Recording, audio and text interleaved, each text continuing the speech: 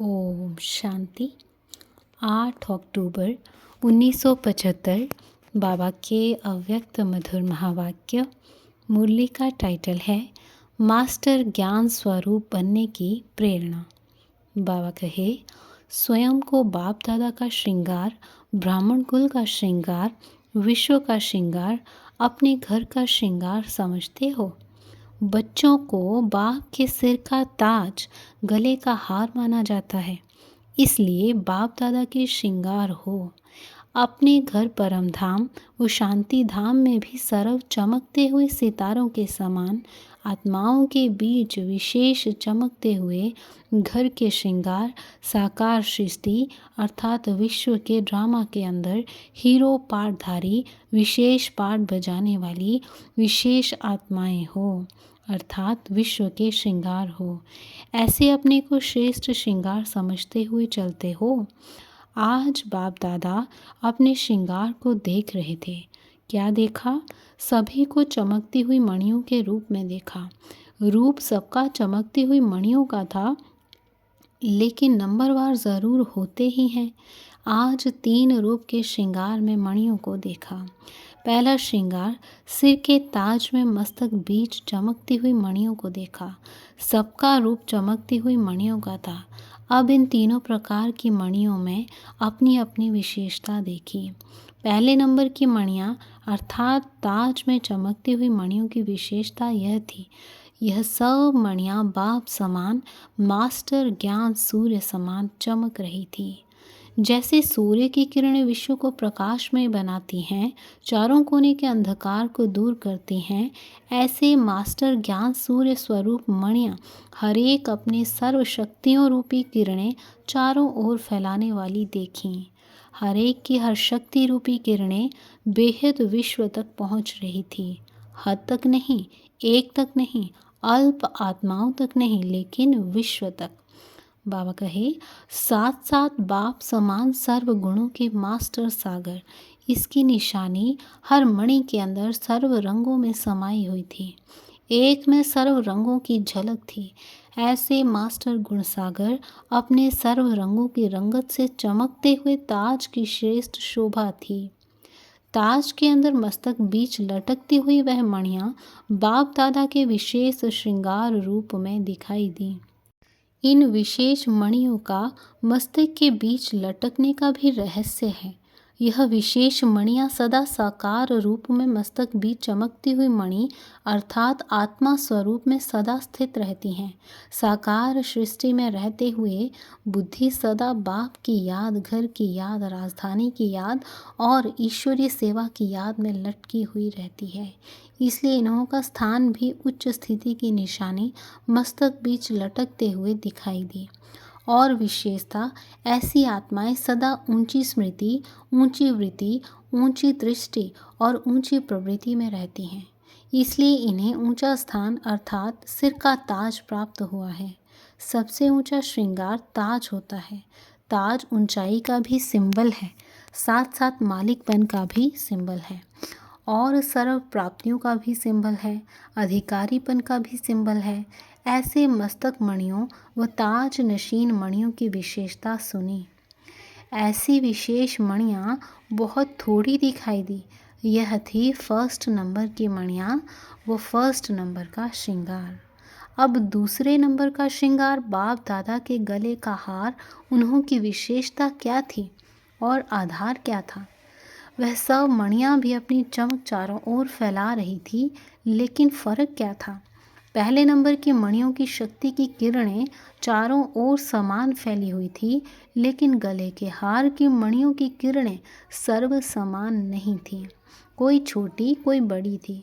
कोई किरणें बेहद तक, कोई हद तक थीं, अर्थात बाप के समीप थीं, लेकिन बाप समान नहीं थी। सर्व गुणों के रंग समाये हुए थे, लेकिन सर्व रंग स्पष्ट नहीं थे। बाप दादा के ऊपर स्नेह और सहयोग के आधार पर बलिहार थे, इसलिए गले के हार थे। ऐसी आत्माओं का आधार सदा कंठ द्वारा अर्थात मुख द्वारा, गले की आवाज़ द्वारा बाप की महिमा, बाप का परिचय देकर बाप के समीप लाना अर्थात वाचा की सब्जेक्ट में फुल पास थे। परंतु मनसा की सब्जेक्ट में फुल पास नहीं, लेकिन वाचा की सब्जेक्ट में फुल पास। सदा स्मृति स्वरूप नहीं, लेकिन सदा स्मृति दिलाने स्वरूप। इस आधार से बाप के समीप बाप के गले का हार बनते हैं। यह संख्या ज्यादा थी। माला में तो ज्यादा होते हैं ना, तो गले के माला की मणियाँ ताज की मणियों से बहुत ज्यादा थी। तीसरा श्रृंगार था बाहों का कंगन। उन्हों की विशेषता और आधार क्या था? बाहें सहयोग की व मददगार बनने की निशानी गाई जाती हैं। बाहों का हार अथवा कंगन बात एक ही है। कंगन को बाहों का हार कहेंगे ना। इन्हों की विशेषता क्या देखी? किरणों की चमक बेहद में नहीं, लेकिन हद में थी। सर्व गुणों के रंग नहीं, लेकिन कोई कोई गुण रूपी रंग चमकता हुआ दिखाई दे रहा था। इन्हों की विशेषता हर सेवा के कार्य में सदा सहयोगी, कर्मणा की सब्जेक्ट में फुल पास। सेवा अर्थ तन मन धन से सदा एवर रेडी। बाप के स्नेह रूपी बाहों में सदा समाये हुए और बाप दादा का हाथ सदा अपने ऊपर अनुभव करने वाले थे। सदा साथ रहने वाले नहीं, लेकिन अपने ऊपर हाथ अनुभव करने वाले। यह संख्या भी ज्यादा थी। यह थी सहयोगी आत्माएं, वह समान आत्माएं और वह समीप आत्माएं। समझा? 3 प्रकार का श्रृंगार। तो आज 3 रूप के श्रृंगार रूप में सर्व बच्चों को देखा। अब अपने आप को देखो कि मैं कौन हूँ। यह था आज का समाचार। सूक्ष्म वतन का समाचार सुनने की रुचि होती है ना? अच्छा, ऐसे नंबरवार सर्व श्रृंगार की मणियों को, बाप दादा के सदा स्मृति में रहने वाली समर्थ आत्माओं को, सदा सर्व के शुभ चिंतक बच्चों को बाप दादा का याद, प्यार और नमस्ते। पर्सनल मुलाकात, स्वयं संतुष्ट होने तथा दूसरों को संतुष्ट करने की विधि। बाबा कहे, आपको अपना संगम युगी और भविष्य स्वरूप स्पष्ट दिखाई देता है। फ्यूचर स्पष्ट दिखाई देने से पुरुषार्थ भी ठीक होता है। अंतिम स्वरूप है ही महाकाली का, अर्थात आसुरी संस्कारों को समाप्त करने वाला। इसलिए आपको सदा स्मृति में रखना है कि मैं महाकाली स्वरूप हूँ। इसलिए आप में अब कोई भी आसुरी संस्कार नहीं रहना चाहिए। आप निमित्त बनी आत्माओं को सदा यह अटेंशन रहना चाहिए कि मैं तीव्र पुरुषार्थ करूं। तीव्र पुरुषार्थ का स्लोगन क्या है? बच्चों ने कहा, जो कर्म मैं करूंगा मुझे देख दूसरे भी वैसा ही करेंगे। बाबा कहे, यह तो मध्यम पुरुषार्थ का स्लोगन है। तीव्र पुरुषार्थ का स्लोगन है, जैसा संकल्प मैं करूंगा मेरे संकल्प का वैसा ही वातावरण बनेगा। संकल्प का भी आधार वातावरण पर और वातावरण का आधार पुरुषार्थ पर है। जो संकल्प करेंगे उसे सभी फॉलो करेंगे। कर्म तो मोटी बात है, लेकिन संकल्प पर भी अटेंशन। संकल्प को हल्की बात नहीं समझना, क्योंकि संकल्प है बीज। संकल्प रूपी बीज कमज़ोर होगा तो कभी भी पावरफुल फल अनुभव नहीं होगा। एक संकल्प का भी व्यर्थ जाना, यह भी एक भूल है। जैसे वाणी में हुई भूल महसूस होती है, वैसे व्यर्थ संकल्प की भी भूल महसूस होनी चाहिए। जब ऐसी चेकिंग करेंगे तब ही आप आगे बढ़ सकेंगे, नहीं तो निमित्त बनने का जो चांस मिला है उसका लाभ उठा नहीं सकेंगे।